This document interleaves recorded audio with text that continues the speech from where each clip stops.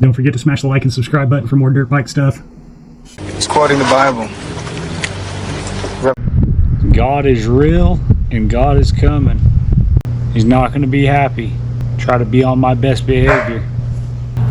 What's going on with Ryder D? I'm speculating. I don't have any inside information. I could hit his dad up, Randy D, and ask him. Always thought Randy D was the coolest dude. Not really too worried about it. It was like riders motocross and supercross. I grew up watching On Any Sunday, and On Any Sunday was like flat trackers, speedway racers, stuff like that. And that was Randy D.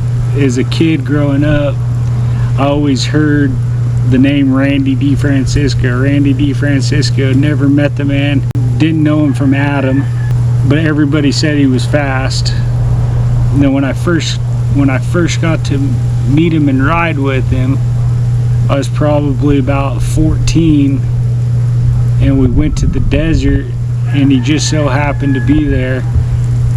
And I remember busting my 125 out and no riding gear on, threw a helmet and some goggles on, some gloves, had some Vans on, went out there and ripped around with him for a little while. It was sick. Good times. As far as Ryder goes, I think I want to say there was something to do with his, I think it was an internal injury, maybe his small intestine is what I heard. Like I said, I hope I'm not speaking out of turn, because I don't really know. I should probably get the lowdown before I speak on it, but I want to say it was his small intestine. They had to cut that out of there. I feel like he's trying to figure his body out. When you remove anything internal, I almost feel like the body has to recalculate itself. If you take this piece out, this might start working a little harder. Basically what I'm saying is I think physically he's retrying to learn his body and what he needs, because he still goes fast. Obviously you don't lead the Washougal National if you don't know how to ride a motorcycle. And then confidence too. Confidence is a big part of it. I feel like when one thing after another keeps happening over and over and over again, obviously it's going to wear on your confidence. And confidence is so critical when it comes to riding a motorcycle fast. Will he figure it out? I'm sure he will. He's just a bad dude. I mean, there's no way around that. He's too talented to not make it happen. That's the thing that's honestly sad about motorcycle racing though, or motocross and supercross racing, I guess you could say.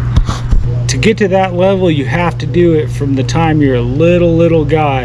And I'm not positive, but I'm pretty sure that Ryder's the youngest rider to ever win a championship at the Loretta Lynn's Motocross National. He's like 4 or 5 years old, won the 50 class. I'm not sure if that still stands, but at one time he was the youngest rider to ever win a championship.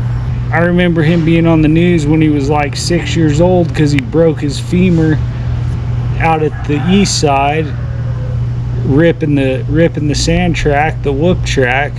There's a big sand berm, and I feel like he was going up and swapped out something, broke his femur. They had to airlift him out, or not sure if they airlifted him out or took him out by ambulance or whatever.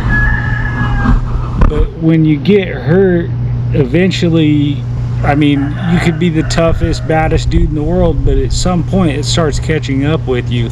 Because I know at one time I thought I was the toughest, baddest dude on the planet, and well, needless to say, it caught up with me.